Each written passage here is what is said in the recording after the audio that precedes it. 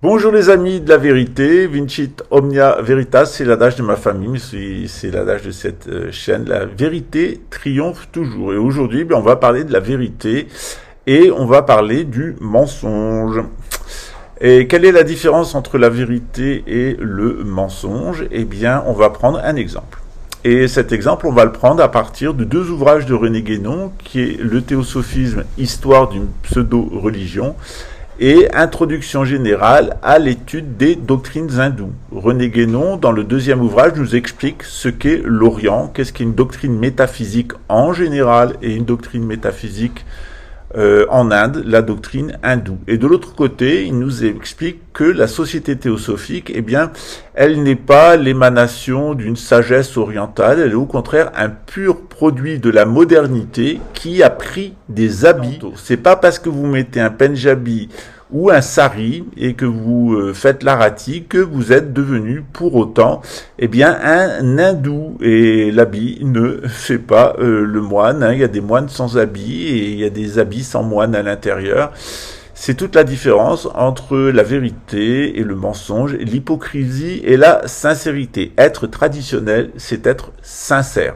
Et quand on est sincère, il n'y a pas de manipulation, il n'y a pas de diabolisation, il n'y a que des êtres humains en face les uns les autres qui cherchent à éprouver du respect mutuel l'un pour l'autre. Quand on tente de manipuler les autres et quand on les manipule, eh bien ça veut dire qu'on est soi-même totalement manipulé. Reste à savoir par qui. Quand on diabolise une personne à l'extérieur, eh bien ça veut dire qu'à l'intérieur de soi, il y a un diable, et que ce diable qui ne veut pas être démasqué à l'intérieur cherche une projection extérieure. Plus vous allez chercher le diable à l'extérieur, plus vous allez le rencontrer. Si vous cherchez le diable à l'intérieur, eh bien plus il va se dissoudre.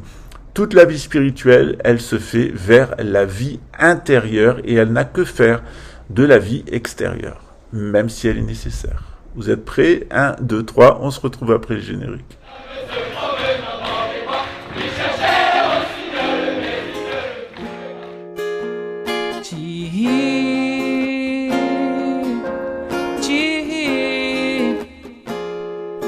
Força da natureza, olha quanta beleza que há em ti, que há em ti. Força, fé, foco, visão, estratégia, esperança e determinação. Resistimos, resistindo, existindo. Ó nós aqui, tipo até o Timuim, mas nós não vamos sucumbir. Não ao marco temporal, PL 490. Grana é bom e vocês gostam, mas natureza lamenta. Um direito, um de esquerda, deixa os passarinhos sem asa. Nós continuamos aqui, dentro da mata, dentro de casa. Vidas indígenas importam, meu levante é pela terra. Nós estamos na batalha, queremos vencer a guerra. No Hunter, Apuangue, no Hunter, força, Apuangue, esperança,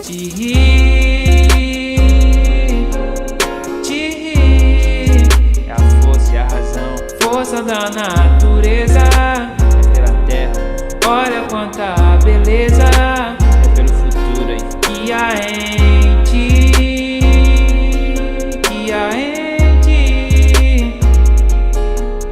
Uou, muita fé, vamos aí.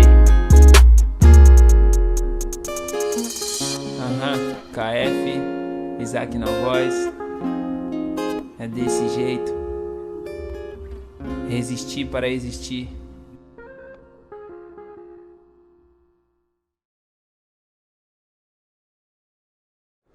Aujourd'hui, nous allons parler du chapeau magique du vocabulaire sanskrit. Et c'est vraiment un chapeau magique qu'a utilisé d'abord le spiritisme d'Allan Kardec avec sa théorie de la réincarnation et du karma.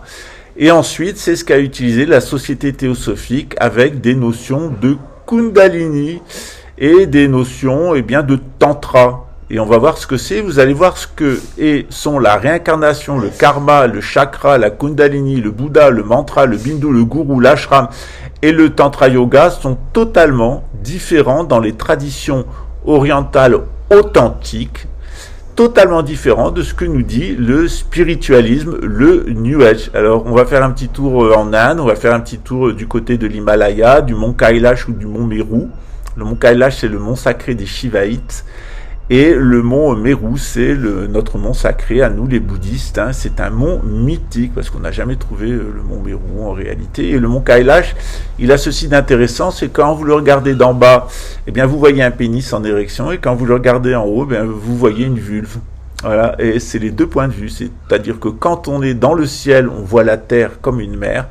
Et quand on est sur Terre, on voit le ciel d'un point de vue masculin comme un Dieu omniprésent, omnipotent, qui nous gouverne. La vérité, elle est entre les deux, dans la caverne du sage, et cette caverne, elle est toujours à flanc de montagne, et il suffit juste de rentrer dedans. Voilà, on le laissera au montage. Alors en tout cas, rentrons ensemble dans la grotte de la montagne pour y trouver le sage. Voilà, et le sage, eh bien, c'est un sage hindou ou un sage bouddhiste. En tout cas, c'est lui qu'on doit le trouver, il est là, il n'est pas dans l'astral.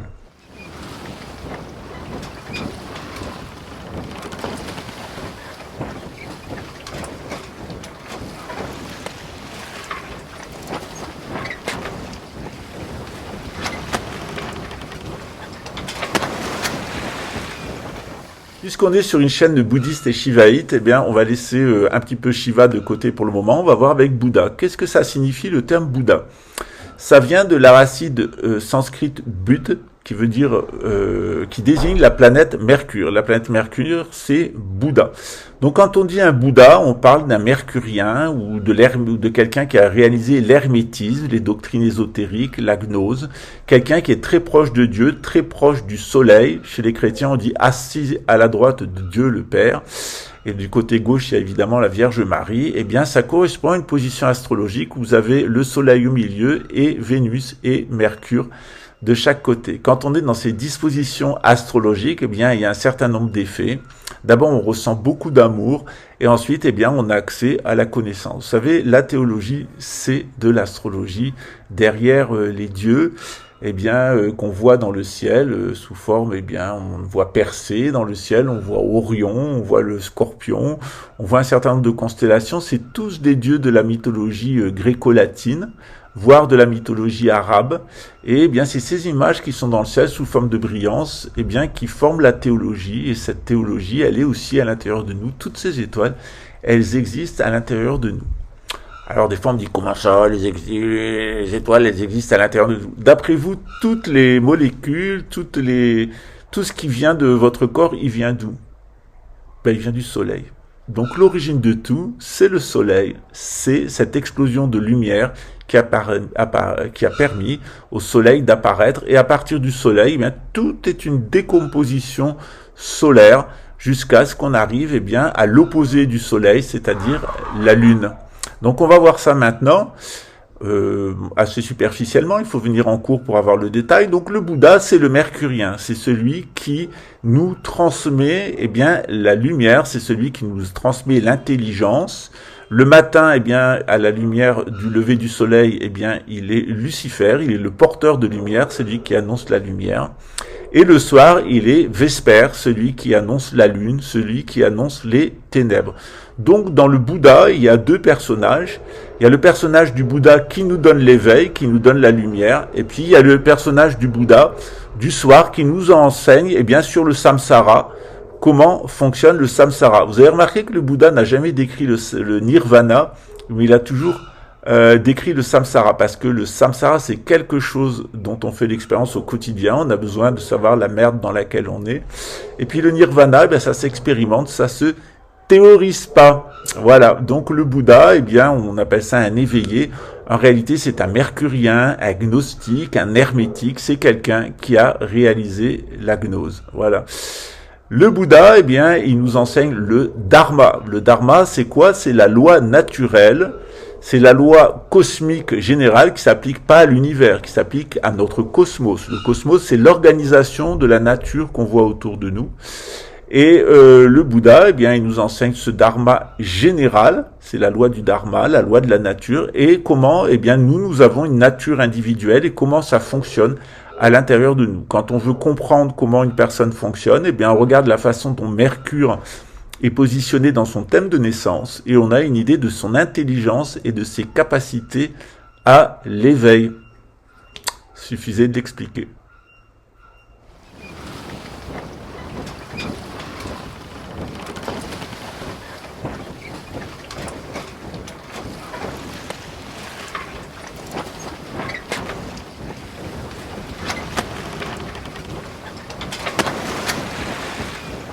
Alors, le karma, qu'est-ce que c'est? Ça vient de la racine sanskrit. C'est comme quand vous freinez, vous faites... Voilà.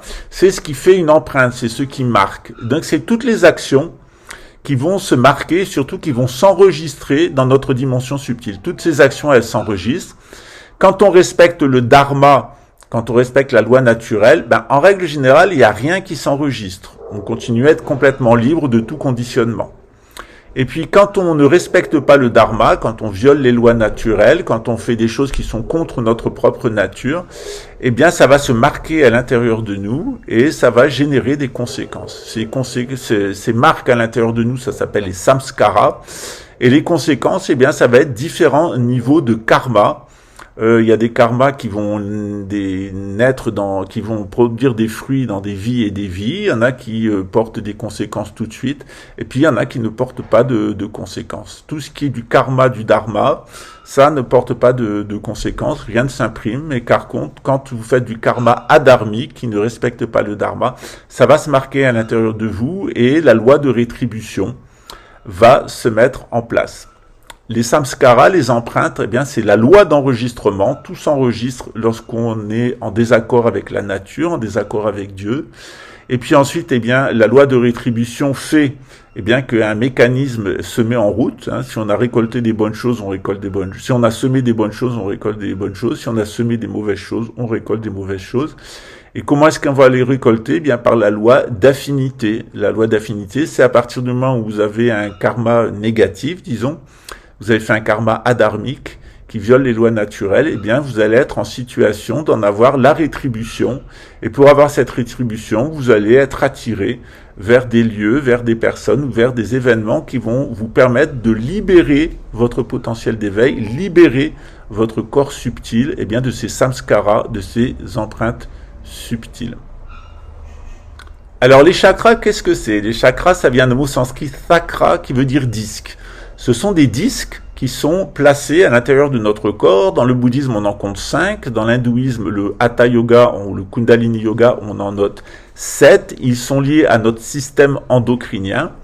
Et par conséquent, dans les chakras, eh bien, on va retrouver un certain nombre d'éléments. On va retrouver un élément typiquement hormonal. C'est les endroits de notre corps, eh bien, où sont émis nos hormones spécifiques et nos phéromones. Et ces endroits, eh bien, on les appelle les bindus. Ce sont les fameuses essences neurales. Et puis, ces essences neurales, eh bien, elles se diffusent dans notre aspect subtil. C'est ce qu'on appelle Kala, le monde de la forme. Et puis, eh bien, ces centres subtils, ils vont chanter une espèce de musique. Ils ont une espèce de vibration qu'on appelle nada.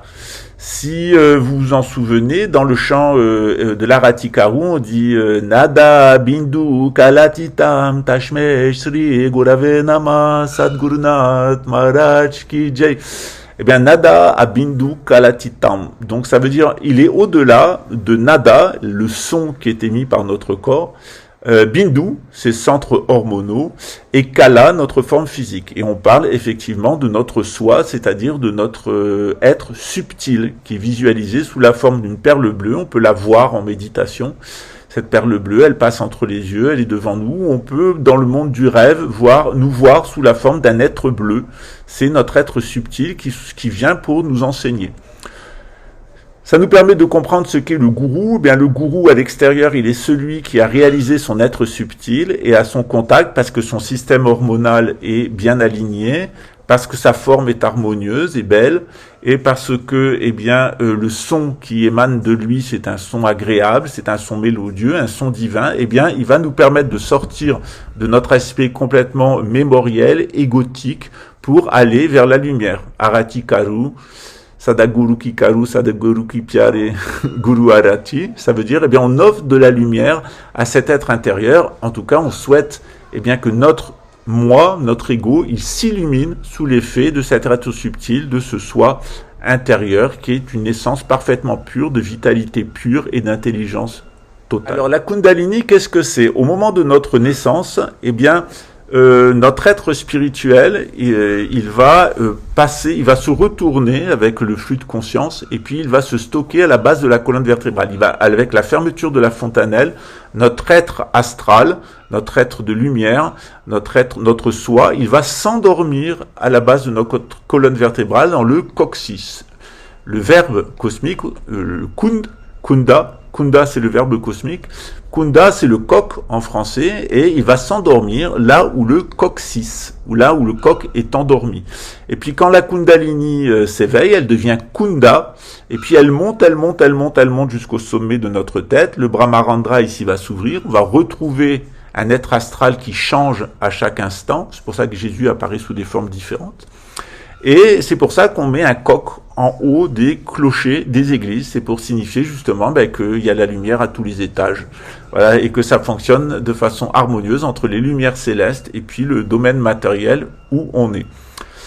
C'est à ça que sert un gourou. Un gourou, il sert à éveiller Kundalini pour en faire Kunda, c'est-à-dire on est endormi et il va nous réveiller. C'est le principe de l'éveil.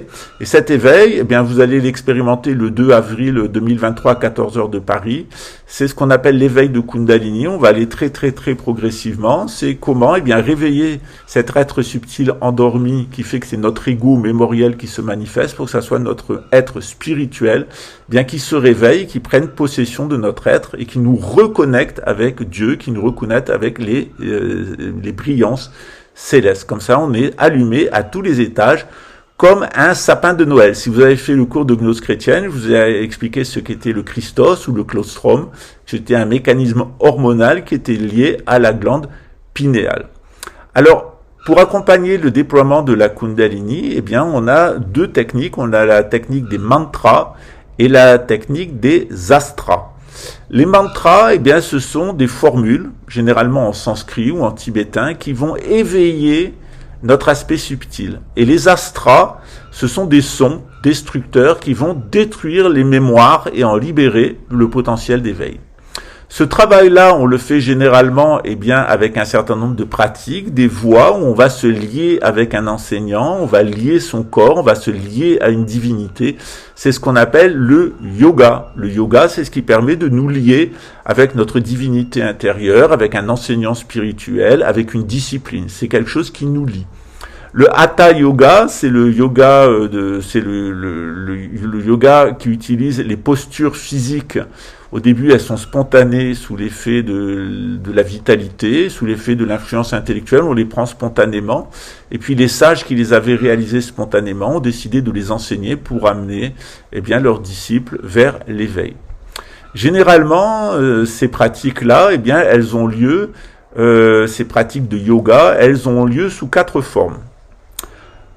Dans la société indienne, qui est une société de caste, la caste supérieure, la caste des brahmanes, eh bien, elle va utiliser la méditation solitaire pour réaliser l'éveil par soi. C'est-à-dire, on va méditer une divinité, et on va atteindre l'éveil, se réaliser et se libérer grâce à l'influence de cette divinité. Ça peut être Brahma, Shiva ou Vishnu, ou une des descentes, des manifestations de ces divinités qu'on appelle les avatars, avatara en sanskrit, qui est les descentes des étoiles. On peut effectivement le faire quand on est dans la caste du clergé, on le fait en pratiquant une divinité. C'est ce que nous faisons dans notre temple, c'est ce que je fais moi-même avec les étudiants et puis avec les lamas et les sannyasines de notre temple. Eh bien, on a des pratiques de divinité. Dans la caste des guerriers, eh bien, en règle générale, on trouve un modèle. C'est ce qu'on appelle un mentor spiritus. Et vous savez que dans la société traditionnelle, eh bien, il y a le page et il y a le chevalier. Le chevalier, il a toujours un petit page qui va prendre modèle sur lui. Dans la société grecque, eh bien, c'était ce qu'on appelait la relation pédérastique. C'est-à-dire, il y avait un éraste et un éromène. Et l'adulte s'occupait de l'adolescent. Il n'y avait pas de rapport sexuel entre les deux, mais il y avait une très grande intimité, beaucoup de soins, beaucoup d'amour et de tendresse. Mais le grand servait de modèle au petit. Dans la caste des producteurs, eh bien, le mari est le gourou de la femme est le gourou du mari. C'est-à-dire, c'est une relation de couple où on s'enseigne l'un l'autre, on se guide tous les deux vers le bien, vers la lumière, et on ne reproduit pas les erreurs comportementales de nos ancêtres. Et puis, pour les gens de la dernière caste, eh bien, c'est comme notre centre à Rio. Notre centre à Rio, c'est un ashram, c'est pas un temple, on a un ashram à Rio. Cet ashram, c'est des gens qui appartiennent à aucune des castes, qui sont dans la confusion mentale, et ils ont besoin de vivre en communauté, où ils sont soutenus matériellement. Moi, je soutiens matériellement les personnes qui sont dans l'ashram, ils sont logés gratuitement. Et je les soutiens aussi d'un point de vue spirituel jusqu'à ce qu'ils soient prêts à rentrer dans le temple. Voilà, une fois qu'ils sont rentrés dans le temple, eh bien, ils deviennent sannyasines ou ils deviennent des lamas.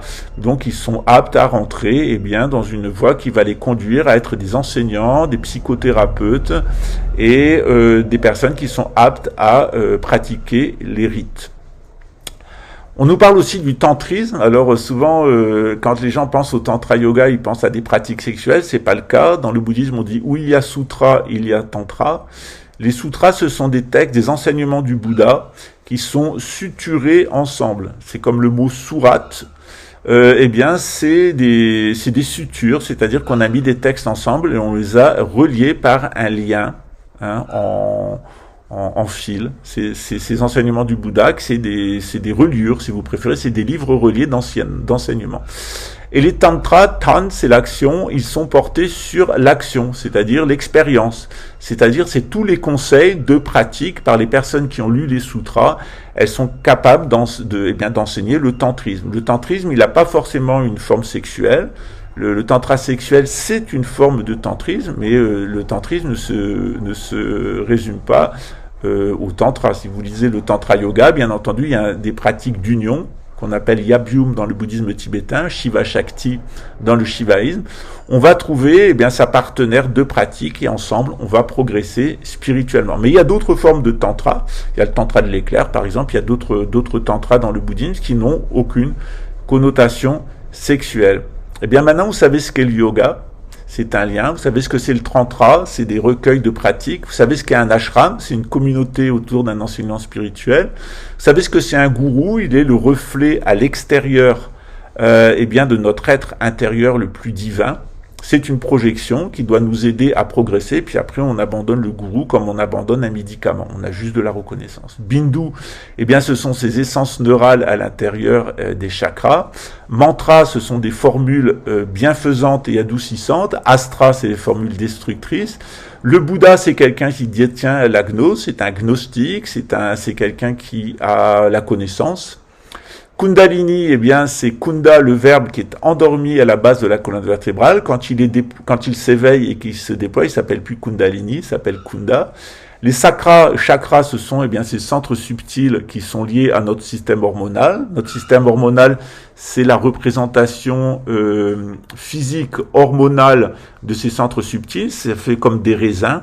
Et ces centres subtils, on peut aussi les percevoir d'un point de vue immatériel comme des espèces de roues, comme des pains. D'où le pain et le vin, puisqu'on a le système hormonal qui ressemble un peu à une grappe de raisin le long du système lymphatique, et de l'autre côté, ces centres subtils, ça c'est au niveau matériel, au niveau subtil, on a la perception de ces chakras comme des disques tournants.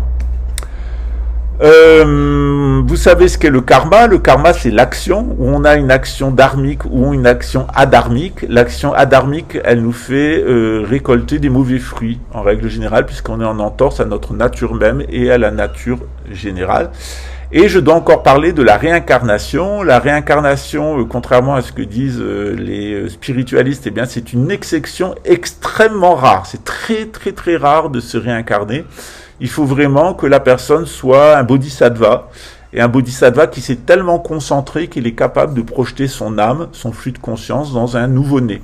Après, il va y avoir une lutte dans le nouveau-né entre ces influences ancestrales, ces influences spirituelles, et puis la présence psychique du réincarné, pour trouver un équilibre. C'est ce qu'on appelle dans le bouddhisme tibétain les précieux gourous, Guru Rinpoche, et qu'on appelle aussi les Trulku, qui veut dire ou Tulku, les corps d'émanation. Ces lamas-là, ils existent dans les terres pures, et ils existent dans un corps physique. Mais il y a certains lamas qui se sont projetés dans une terre pure et qui vivent dans une terre pure. Il y a même des lamas qui ont leur corps ici et qui sont en même temps biloqués. C'est le don d'ubiquité, qui vont être dans une autre dimension, dans une terre pure. Ça, c'est la réincarnation, c'est extrêmement rare. Pour la plupart des gens, c'est la métempsychose, c'est-à-dire qu'on est pollué par des mémoires ancestrales ou extra-ancestrales de personnes qui ont vécu avant nous, dans notre famille ou hors de notre famille. On a un lien avec elles qui sont liés à un certain nombre d'actions par l'effet de la loi de rétribution. Et puis évidemment, pour la plupart des gens, c'est la métempsychose, c'est-à-dire qu'il y a toute une partie du flux de conscience qui se reformule et qui va transmigrer de vie en vie en formant des corps successifs. On rentre pas dans un nouveau corps, on forme un nouveau corps par un retournement au moment de la conception jusqu'à ce que ça aboutisse à l'accouchement et à la forme physique. Donc, comme vous le voyez, on est loin des imbécilités du New Age. Non, la réincarnation, c'est pas tout le monde. C'est très très peu de personnes. Une personne sur 1 million. Le karma, ça signifie action, que ce soit des actions bonnes ou mauvaises. Quand elles sont mauvaises, elles génèrent des samskaras, c'est-à-dire des empreintes subtiles. Les chakras, ça s'éveille pas, comme ils disent, ça se purifie pas, comme ils disent, c'est un peu plus complexe, et surtout, il faut pas aller les tripoter. Jésus dit lui-même, il y avait un homme qui avait des entités à la maison, des démons à la maison, des daimones, et il les a chassés dehors, et puis le démon est parti. Et puis il est revenu avec 7 autres démons et ça a été encore pire. C'est-à-dire que si vous mettez à tripoter vos chakras, je peux vous assurer que vous allez vous retrouver dans des états de possession démoniaque. Un Bouddha, c'est pas quelqu'un comme ça qui attend que ça passe, la tête immergée, etc. C'est quelqu'un qui a la connaissance et qui agit, tout simplement. Et quelquefois, il n'agit pas. En fait, quand il agit, il est dans le non-agir, et quand il n'agit pas, il est dans l'action. On reviendra sur ces concepts-là d'action et inaction, comment c'est inversé chez une personne éveillée. Les mantras, vous voyez ce que vous raconte le New Age, alors ils vous font répéter des mantras, vous pouvez répéter Coca-Cola ou Om Mani Padme Hum, si vous n'avez pas eu d'initiation, c'est la même chose. Vous pouvez même répéter, je me tape la tête contre les murs, ça a exactement le même effet, ça sert à rien, c'est de l'hypnose, c'est de l'auto-hypnose. Un mantra, il y a une dimension spirituelle. Si vous n'êtes pas initié au mantra, inutile de répéter le mantra. Les bindus, souvent ils vous disent le bindu c'est le petit point des hindous ici, non, le bindu ça va bien au-delà de ça. Ici on met du curcuma, une épice rouge justement, pour empêcher le réchauffement ici au niveau neurologique, ça a un effet sur le claustrum. Le gourou, c'est évidemment dans le New Age, on vous dit qu'un gourou, c'est un gourou cosmoplanétaire, c'est un être qui se prend pour Dieu et dans lequel on va se prosterner. En réalité, c'est vous qui allez prendre le gourou pour Dieu en Inde. En Inde, on prend son gourou pour Dieu parce que ça aide. Mais quand on a un gourou qui se prend pour Dieu, c'est un imposteur. Voilà.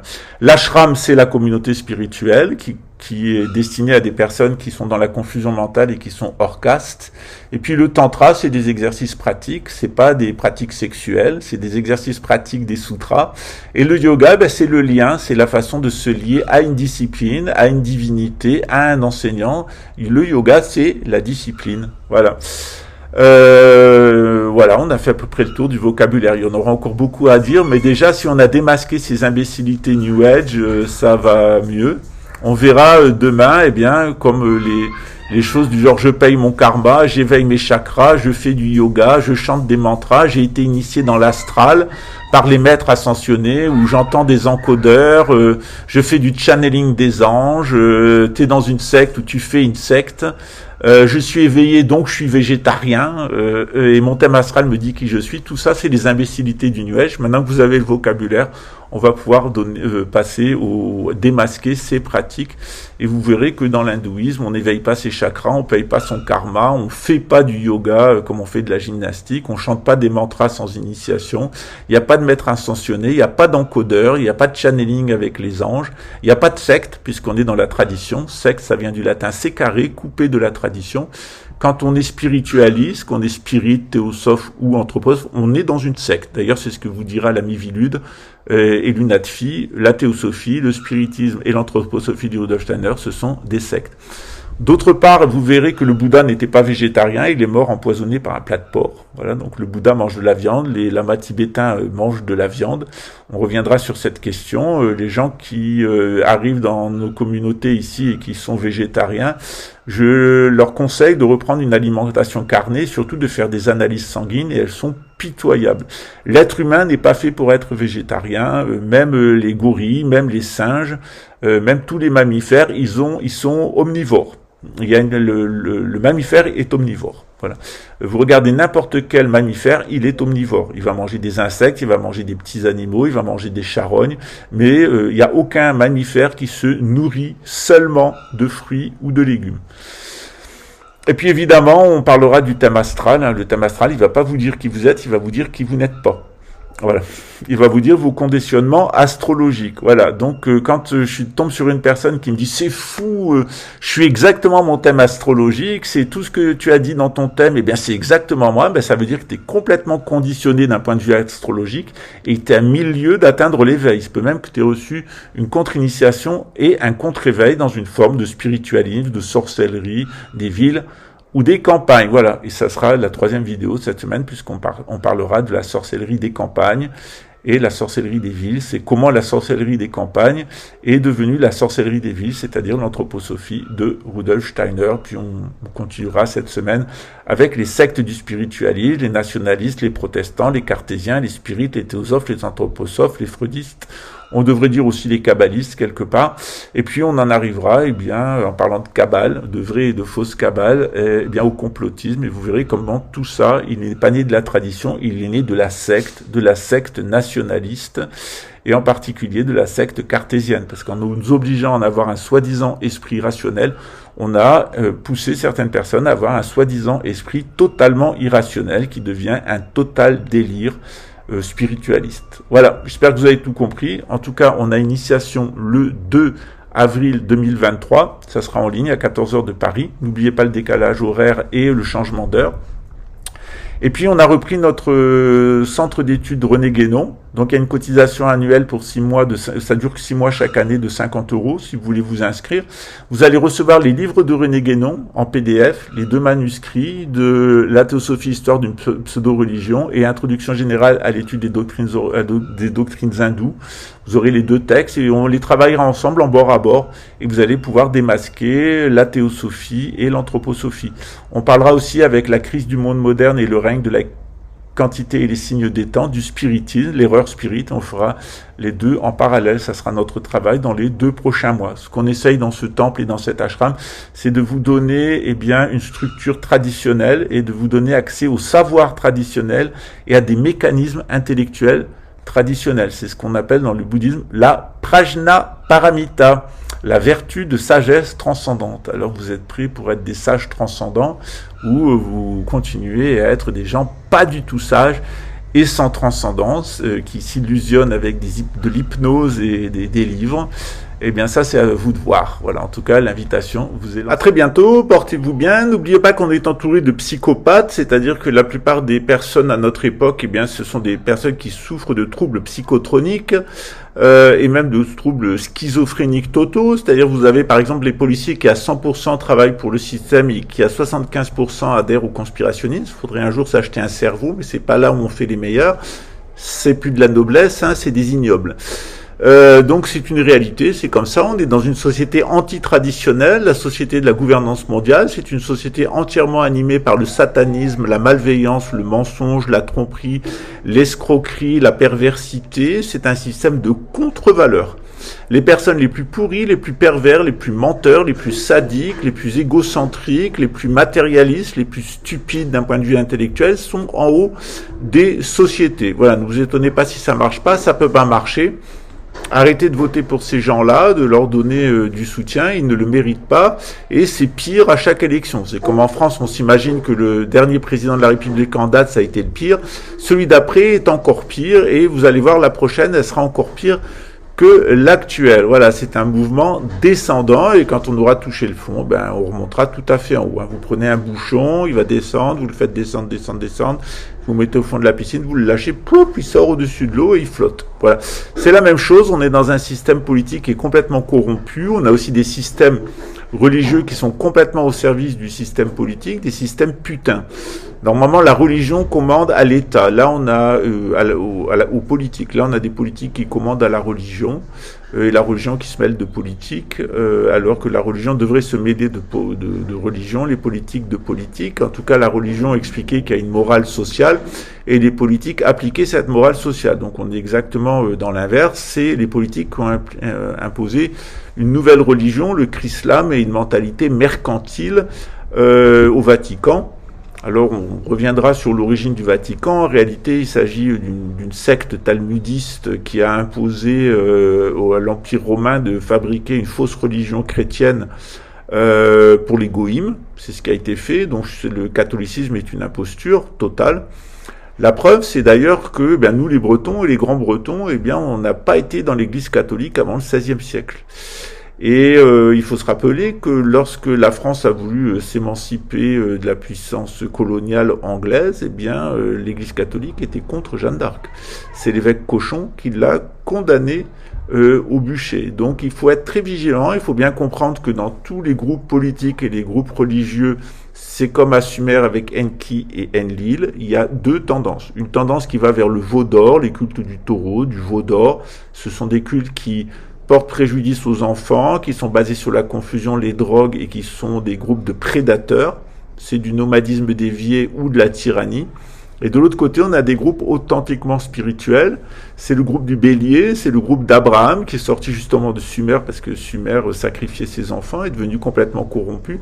C'est une autre séquence de l'humanité. Or, il y a une partie des êtres humains qui sont toujours sur l'ancienne séquence, l'ère du taureau, qui continue à porter préjudice aux enfants, à se droguer, être dans la confusion mentale, être de véritables prédateurs matérialistes. Tout ça, ça devrait être fini normalement.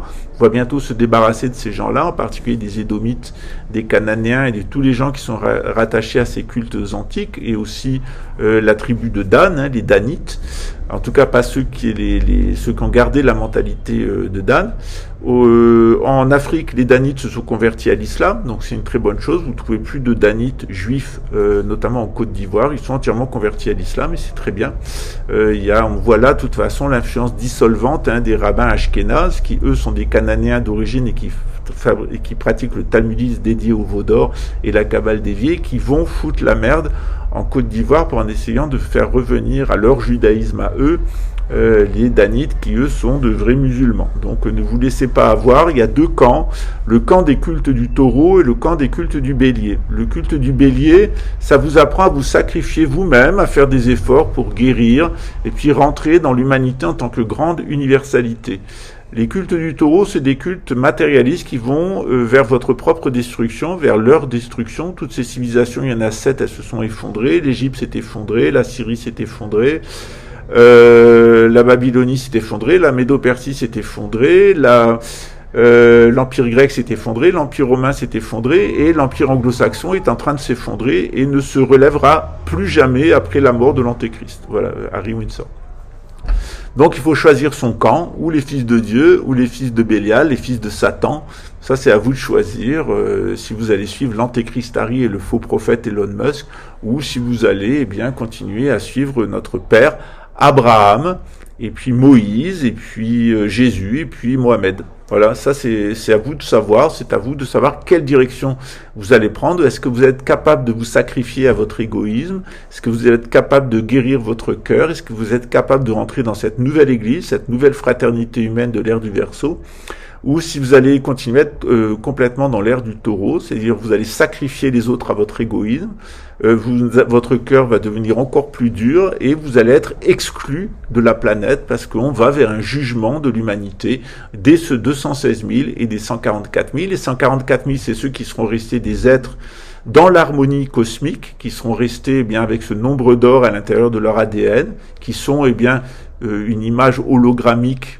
L'être humain, c'est une mini-image hologrammique du cosmos en tant que grande image hologrammique. Où est-ce que vous allez sortir de cet hologramme de la vie voulue par Dieu pour rentrer eh bien dans des distorsions, être des êtres complètement résiduels, artificiels, dont la pensée et les émotions iront dans une intelligence artificielle et seront stockées là, et puis des êtres complètement artificiels avec une immunité artificielle construit avec des nanorobots et avec un corps qui n'est plus alimenté par la vitalité de la Terre, mais qui est alimenté par le flux géomagnétique, mais qui est alimenté par des antennes et du graphène. Voilà, c'est à vous de savoir si vous êtes un hybride infernal, un espèce de monstre de la fin de l'ère du taureau qui va à son anéantissement, un fils de Bélial, ou si vous l'êtes, un fils de Dieu.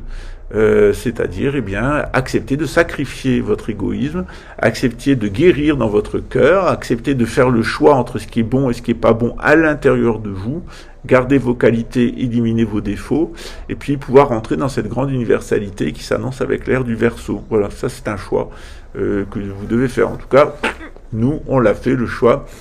Le Bouddha, il est apparu pendant l'ère du Bélier. Il a appelé au sacrifice de l'ego. Jésus est apparu à la fin de l'ère du Bélier, de l'ère de Poisson, et il a appelé au sacrifice de l'ego et à la guérison intérieure. Effectivement, avec le Christ du retour, et avec la venue de Maitreya, on a un appel à créer une grande universalité humaine. Cette grande universalité humaine, elle a un noyau, et ce noyau embryonnaire de cette grande universalité du futur, c'est l'islam. Voilà. À très bientôt, mes amis. Ciao.